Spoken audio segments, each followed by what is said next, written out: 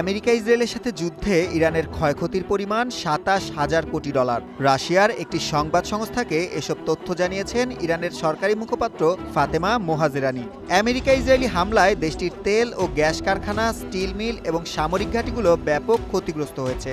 শুধু কলকারখানাই নয়, বন্দর, রেল লাইন, বিদ্যুৎ কেন্দ্র, এমনকি হাসপাতাল ও স্কুলগুলো এই হামলার হাত থেকে রেহাই পায়নি।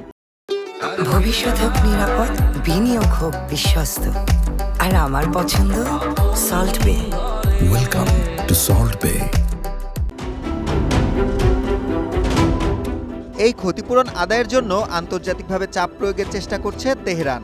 জাতিসংঘে ইরানের প্রতিনিধি বলেন, প্রতিবেশী যে 5টি দেশ তাদের ভূমি ব্যবহার করে ইরানকে আক্রমণের সুযোগ দিয়েছে, তাদেরও এই ক্ষতির দায় নিতে হবে। ক্ষতিপূরণ নিশ্চিত করতে হরমুজ প্রণালী দিয়ে যাওয়া সব বাণিজ্যিক জাহাজের ওপর বিশেষ ট্যাক্স বসানোর পরিকল্পনা করছে ইরান। সংকটের কালো ছায়া পড়েছে ইরানের আকাশপথেও। দেশটির এয়ারলাইন্স অ্যাসোসিয়েশন জানিয়েছে, হামলার ফলে 20টি বিমান পুরোপুরি ধ্বংসসহ মোট 60টি বেসামরিক বিমান অকেজো হয়ে পড়েছে। আমেরিকার দীর্ঘদিনের নিষেধাজ্ঞায় যন্ত্রাংশের অভাবে বাকি বিমানগুলো চরম ঝুঁকিপূর্ণ। বিমানবন্দরগুলো ক্ষতিগ্রস্ত হওয়ায় নওরোজ উৎসবেও $19 কোটি বড় অঙ্কের আয় হারিয়েছে দেশটি। যুদ্ধের পাশাপাশি 7 সপ্তাহ ধরে দেশব্যাপী ইন্টারনেট বন্ধ থাকায় ডিজিটাল অন্ধকারে নিমজ্জিত ইরান। এতে ব্যবসা বাণিজ্যে প্রতিদিন লোকসান হচ্ছে $8 কোটি।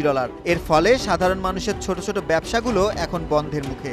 এদিকে ইরান সরকার স্বীকার করেছে যে সংকটের কারণে ক্ষতিগ্রস্ত নাগরিকদের ঘরবাড়ি মেরামতের পর্যাপ্ত তহবিল এই মুহূর্তে তাদের হাতে নেই।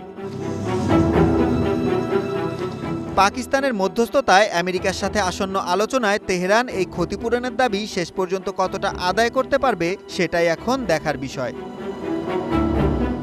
সুলাইমান সবুজ, ওয়ান ইন্টারন্যাশনাল ডেস্ক।